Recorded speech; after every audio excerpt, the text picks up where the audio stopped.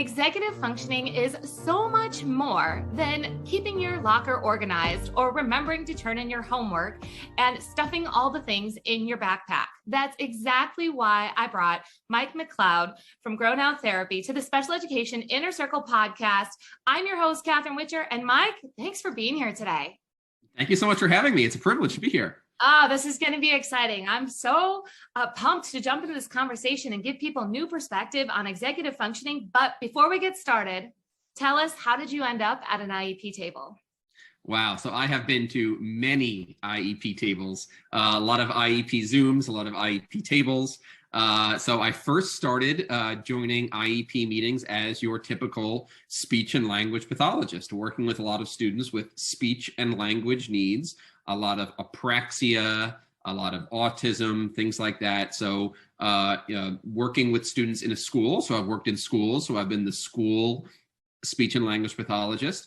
And more recently, I've been the private practice, quote unquote, specialist, a speech and language pathologist specializing in executive functioning. So now, more times than not, when I'm joining an IEP, it's to advocate for a private family I'm working with, a private student I'm working with, and to sort of, work with the team, collaborate with the team, the school-based team, on executive functioning and how to improve the IEP and to improve the services for the student based on their executive functioning needs.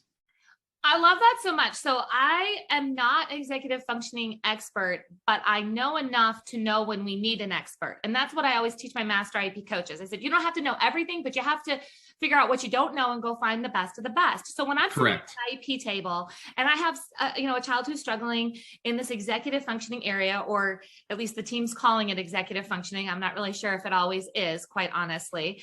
And I'm always saying like, okay, so who's the guru at the school team? Who's the person that we're going to turn to? And a lot of times that's going to be, well, this teacher has some experience, or this OT has some experience, because maybe it's a sensory issue, or maybe it's this, maybe it's that. And a lot of people are guessing.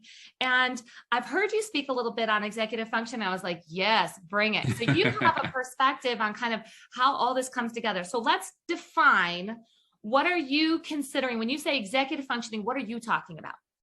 Yeah. So first of all, I love how you phrased that, because of course I refer to myself as an executive functioning specialist, or a speech and language pathologist specializing in executive functioning, but I also don't know everything.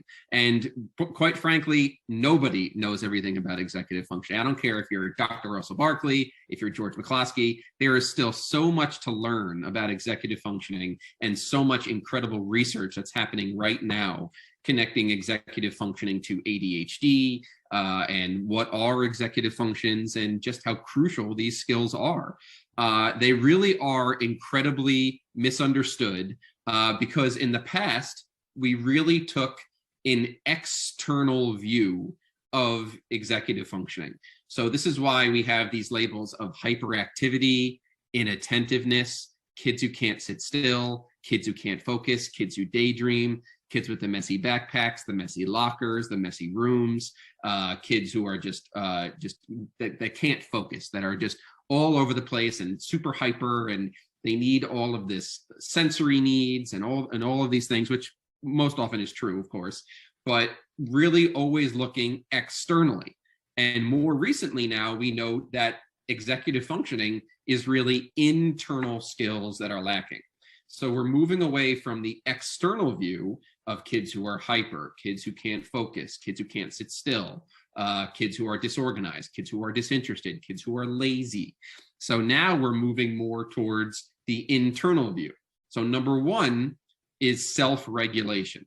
So this is the core skill of executive functioning that is significantly delayed in kids with executive functioning developmental delay, or ADHD, which is the main area I specialize in. So number one is self-regulation, and the ability to regulate your emotions, your language, your body, your behavior in various environments towards various stimuli, most notably challenging stimuli, new stimuli, anything outside of that small and narrow ADHD comfort zone. So the ability to remain regulated and be resilient in the face of challenge, and to not let your emotions get the best of you.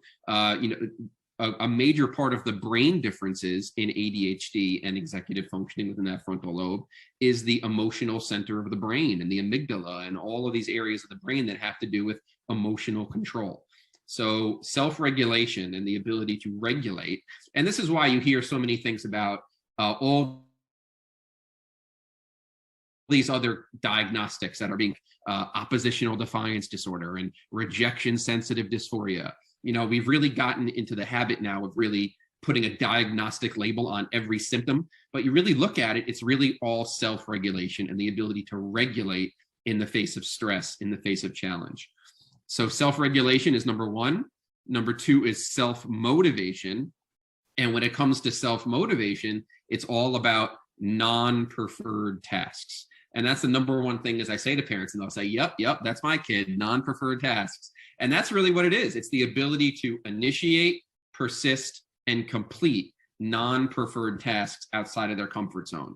Because I've chatted with parents before and I'll say self-motivation is an issue with executive functioning. And they'll say, oh no, he can play Minecraft for hours. He can be on his phone for hours on YouTube. Of course, if it's going to give instant gratification and it's within their small comfort zone, yes.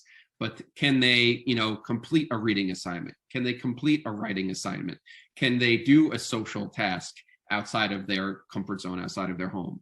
Do they have social relationships outside of Discord and Snapchat and all the different online interfaces now? And are all their friends online video game friends? How are they able to self-motivate towards new, different, and challenging things? I love that one so much. Yep. So I tell parents all the time that we need to consider breaking down the IEP sometimes into preferred activities and non-preferred activities, because like following two-step directions, well, it's like, go get the iPad, sit on the couch and watch a show, two-step direction, done, got it. Go brush your teeth and go to bed. No, my child doesn't follow direction. If we start to separate preferred versus non-preferred, we can see so many opportunities for learning and for getting through. But I would never put that before talking to you into executive functioning kind of realm of consideration. So I want all of our teachers and our parents who are listening saying, okay, I know preferred versus non-preferred. Yes, but keep listening, because he's putting in the perspective of this executive functioning. So, okay, so that was two. I think we've got a third one, right? The third is self-evaluation. So this is the ability to learn from past experiences and apply it to the present. So you'll see a lot of students, a lot of children with executive functioning delays or ADHD repeat the same mistake over and over and over, whether it's the morning routine and getting to the bus on time, or whether it's turning in assignments, time after time. There's a long list of missing assignments, or they're constantly missing the same social cue or perspective taking, whatever it may be. So it's the inability to re-image the relevant past, apply it to the present, and use that information from a past experience in the present moment, so you can self-evaluate and learn from past experiences. So these three core skills of self-regulation, self-motivation, and self-evaluation are really founded upon what I refer to as internal language. So the internal language is really super connected to executive functioning. And internal language is both non-verbal working memory, which is the most important of all executive function skills, and verbal working memory. Non-verbal working memory is the visual imagery system of the brain, the ability to hold an image in mind, manipulate it, create mental movies, which involves both re-imaging the relevant past and also forecasting yourself into the future so you can plan, prioritize, and problem solve. So kids with executive functioning, part of the reason why they're so hyperactive, part of the reason why they're so inattentive is because they're stuck in the present moment. They're not learning from the past, and they're not thinking about what's coming next, which creates a disconnect in something called causational thinking, which is if, then, cause and effect thinking. So are they able to think, okay, if this is what today looks like, then I need to do this later. So if tomorrow looks like this, then I need to do this now. So if, then, cause and effect thinking is a major disconnect in the executive functioning brain, which causes a lot of external symptoms. And then verbal working memory is the ability to have an internal dialogue, an internal conversation. So what we now know is that kids with executive functioning delays and ADHD really don't talk to themselves as much as you or I may. So the ability to have an internal dialogue and turn skills externally to internally and talk to your brain so you can cope and self-soothe and self-regulate, and you can, motivate yourself and, plan. Like before you even get out of bed in the morning, you think, okay, I need to brush my teeth, get dressed, put my books in my backpack, pack my lunch, and then I could get out the door by 9 and then get to the bus by 9:20. So it's all things we do in our brains very quickly. But kids with executive delays don't really have that internal dialogue. They may talk to themselves about their favorite YouTube video or their favorite video game, but it's not positive, motivating, and productive.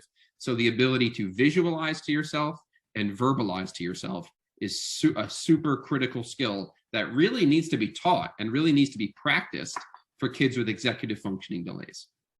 All right. So I got a couple of questions here. I'm like, the nerdy side of my brain is like really hyperactive right now. It's like, yes, like I want to know all the things. So you're talking about ADHD and you're talking about this self-talk and those kind of things. How does anxiety fit into that? I'm seeing a lot of parents and teachers that are talking about anxiety and this kind of getting stuck in a loop in a different way, or they're in a routine and now they don't want to change their routine. And does executive functioning, this inner talk, fall into that concern also of anxiety? Yes. So I would say the vast majority of my students with ADHD, executive delays, you can, of course, have executive delays and not have ADHD, have anxiety as well. It's one of those things that sort of comes up. So let's think about this. I was describing executive functioning, and these kids are really stuck in the present moment. It's hard for them to learn from the past, and it's hard for them to anticipate what's coming next. So they're stuck in the present moment and they're not learning from past experiences. So they're repeating the same mistake over and over and over and over. And there's data out there for kids with executive delays, ADHD, all of the negative feedback that are constantly getting throughout the day.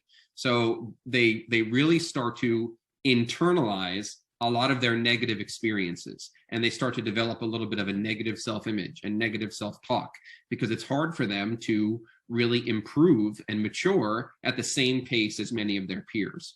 So they're going through the same mistakes, the same experiences over and over and over again, unsuccessfully. And they're constantly getting negative feedback from parents, from teachers, from grades, and from peers.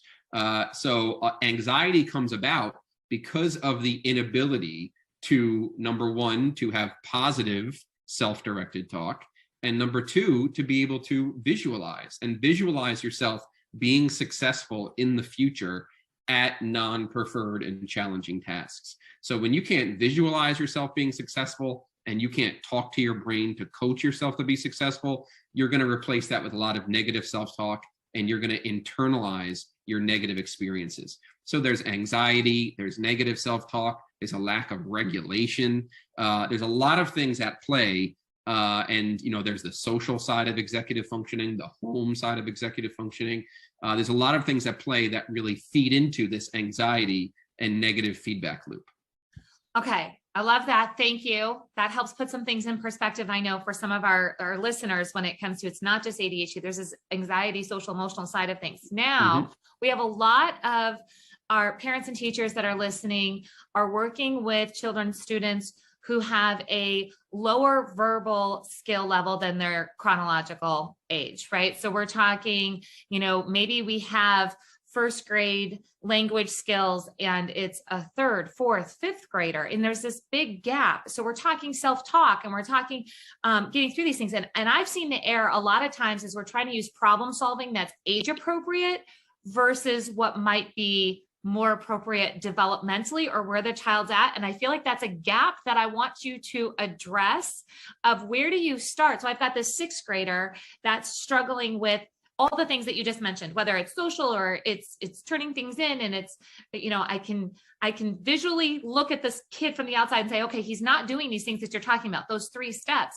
but his language is years behind where his peers are at.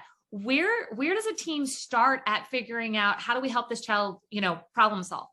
Yep. So that is a great question. And the most important thing is to not just add 10, 15 language goals into this IEP. You really want this to be functional. So you have the child's actual age, and you also have to be aware of the child's executive age, which can tend to be around 3 years behind the actual age if there's a lack of development in executive functioning. So you can have, a third, fourth grader who's really at the maturation age of a first grader. And you really towards where that executive age is, and increase in challenge and increase in age appropriateness as you see some success and some progress. So it's super important to have a language foundation. So one of the best ways to think about executive functioning is it is a behavior, it is an action taken towards the self. So it's an external skill turned inward. So the best way to think about executive functioning is when you're younger, you are constantly dependent on the world around you. You need prompts, you need scaffolds, you need adults, you need, graphic organizers, you need everything in the outside world to help you. And as you strengthen executive functioning, you need less external help, and you're able to deal with it more internally and more independently. So if you have a child with significant language delays, yes, you are also going to see some delays in executive functioning as well, because language is super important to visualize and verbalize. So this child really is going to need 1 or 2 language-based goals, but it's super important that it's functional and tailored towards that individual. You don't want this language to be, certain morphological endings, or synonyms and antonyms, or labeling or categorizing. I'm like, keep going, because yeah. Everybody just went, oh shoot, then what do I put in the IEP? Because we have all of those. Like, we're talking synonyms, and we're talking, putting the proper ending on, because we want them to be like, close the gap with their peers. And like you just said, no, take them out. So we do this all the time. I'm always like, take out the IEP goals that are not going to have the biggest benefit. We have to prioritize. So give me a couple of examples of what you might replace.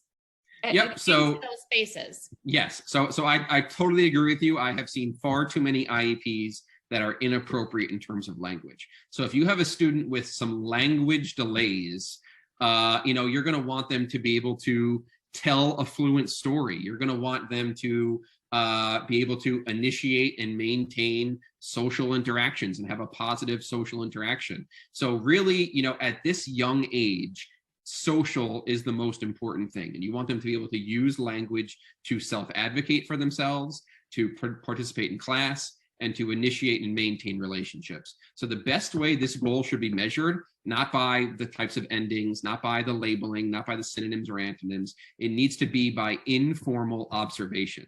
So the speech and language pathologist or the teacher needs to be observing this student, whether it's in the cafeteria or recess or a free period, interacting with their peers, and how are they using language to self-regulate and to initiate and maintain social interactions. How are they using language in the natural environment? Not in testing, not with paper and pen, not with any of those things. This isn't a literacy-based goal. It's a language-based executive functioning goal. So how are they using language in the natural environment in a functional and productive way that's going to help them be successful beyond this IEP? So that's the most important thing. So observation-wise, are they using language to interact? Can they tell a fluent story when prompted? Can they be given a visual and then tell a story based on the picture prompt? Can they self-advocate in class? Are they participating appropriately in class? Can they, tell a story, an actual story that happened to them in the past? Can they re-image the relevant past, take some time to visualize, and then tell a story about what happened the day before, the week before, those sorts of things. So the type of skills that are functional to real life, not these academic-based, Common Core-based skills. And for everybody who just caught it, like you said, there's some fire behind that. That's right. I've seen way too many copy and paste IEPs in my day that do not help. We say no more cookie cutter IEPs. Like, stop it. Like, we can have a much more meaningful IEP with 3 to 5 good goals than we'll ever have with a cut and paste of 10 Common Core goals. All right. And I want to just point out here too, that you mentioned informal observations. And I know that some like red flags went up in some, they're like, no, but we need concrete data. Informal observations. I just want to point out to everybody, that doesn't mean like lazy data taking. A good informal observation has an extreme amount of data put into this. It's almost like you're journaling down details that you would never get if you just had a choice question given, correct? Absolutely. We have gotten, this whole IEP system, it sort of just was created and we were thrust right into it. But many issues with, whether it's No Child Left Behind, Race to the Top, this whole IEP system, IDEA, it's not a perfect system, okay? So our obsession with testing, numbers, standard deviations, age equivalents, I'm not a fan of it at all. We need to be able to use our clinical expertise, whether you are a special education teacher, a speech and language pathologist, OT, PT, whatever. You are a clinician, you are a professional, and you being able to observe a child and kind of notice some red flags, work on it, and then see them using it in the natural environment. That's the most important thing. At the end of the day, the whole goal of having an IEP is to no longer need the IEP. So many parents and so many individuals use the IEP as this safety net, and like, oh, he needs to have his IEP. He needs to have his IEP. And then some kids that we know who need an IEP don't qualify for it because of these ridiculous standards and qualifications and those sorts of things. So it's a double-edged sword kind of issue. But overall, the whole goal of having an IEP is to make sure that this student is attaining skills and using them away from the clinician, away from the classroom. And progress is seen in unstructured environments of the home, in the classroom, and in social situations. I've seen too many kids be thrust into these ineffective social groups, and then they're on the playground and they're by themselves, or they're having negative interactions. And they've been in social skills groups for years because they're so structured. So having an IEP and all of this obsession with data, all of this obsession with testing, as long as the child is practicing what is taught within the session in the natural environment and is gaining the skills and using it naturally, and they're self-cueing and they're improving, even as something as simple as articulation. Are they showing an improvement in the articulation on the playground and in the cafeteria? Great, that's what we want. We don't want him to just be able to get a standard score on, the articulation test. We want him to be able to show improvements when he's talking to peers. So informal observations, you really think about it, are the most important because it's showing, is this student using the learned skills in the natural environment? So the ability to add that into an IEP, I recommend that parents find creative ways to add observations, whether it's articulation, language, social, executive functioning. This child really needs to be observed in unstructured environments to really see, are they regulating? Are they talking to themselves? Are they visualizing? Are they stopping and processing the information? Or are they sort of all over the place? And you're not going to learn that from a test. Right. And parents, I want you to hear, like, this is where, when you're sitting at the playground, and I'm going to just say it like it is, and you're sad. You are sad as a parent because your child is not going, onto the equipment, playing with others, initiating play and all that. You can do a log of observations too. Write it down. What is your child saying? What are they trying to do? How are they trying to attempt? How are they working towards trying to get with the other children? Or maybe they're not, and just journal what they are doing. What are they interested in? Where are they at? Your log of observations as a parent is just as, if not more, important than the logs that the practitioners are taking. And you can take those together and, Correct. It's like a movie script, and you kind of put it all together and say, like, okay, what does this really look like in the real world? As everybody knows, we function on the purpose of ideal law. So our master IP coaches and our Inner Circle podcast here, we say the entire purpose of an IEP, I shouldn't say we say, the law says, it's to prepare a child for further education, employment, and independent living. So whether you're working towards becoming independent without the IEP, as Mike said, or what, some of you probably said, like, oh, in your head, you're like, yeah, my child's always going to have an IEP. Okay, but we're not always going to have the same goals. think of it that way too. Stop thinking of the IEP as where you go from step 1 to step 2 to step 3. Sometimes we can skip some steps and get into what works in the real world and get out of what other people are trying to say is important for a child. That you get to work together to figure out what is that functional application. Mike, I feel like we could talk forever about this. We're going to actually leave everybody in this conversation, in this hot topic of like, no, I want to know more of that. Guys, I'm gonna talk to Mike after this and see when we can schedule him to become a guest speaker inside of the Special Education Inner Circle. That's our membership where we have these VIP conversations. You can dig in deep. You can talk to Mike and really get some more insight on what you can do next. In the meantime, I want you to know that you can reach Mike. He has tell us your website. And then before everybody says, oh my gosh, does he live by me? Like, is his practice near me? He has virtual options too. So Mike, tell us a little bit about your practice and how people can connect with you. Yeah, so my website is grownowtherapy.com. Definitely check it out. You can fill out a form on the website. It gets sent directly to me. You can email me at mike@grownowtherapy.com. My Instagram is @grownowtherapy. You can follow me and shoot me a message. I would love to hear from all the parents and all the professionals who have heard this podcast. I love interacting with all you people. So yeah, definitely reach out. I always love, one thing I do love about IEPs is the focus on the individual. So the ability to get to know the individual families, the individual students. Definitely reach out to me. You'll speak to me directly. So I would love to, shoot me an email, shoot me a message, and we can connect. I love that. You guys, if this has given you some new perspective on what executive functioning might mean for your students or for your child, I really do want you to reach out to Mike. This is a whole new kind of thought process of how to approach this in the school system. And with the heaviness that we have felt in our education system over the last few years and the continuation of trying to figure out what to do next, this perspective of executive functioning is going to be so important for our students to have the skills that they need to be independent, not just in the school, but also out in their community and ongoing. So Mike, again, thank you for being here today. Thank you so much. This is great. I'm a big fan of all the great work that you're doing, and IEPs, working with IEPs and working with families. I think you're definitely doing a great job in providing a great service. I appreciate that so much. Everyone, we'll talk to you next time. Bye.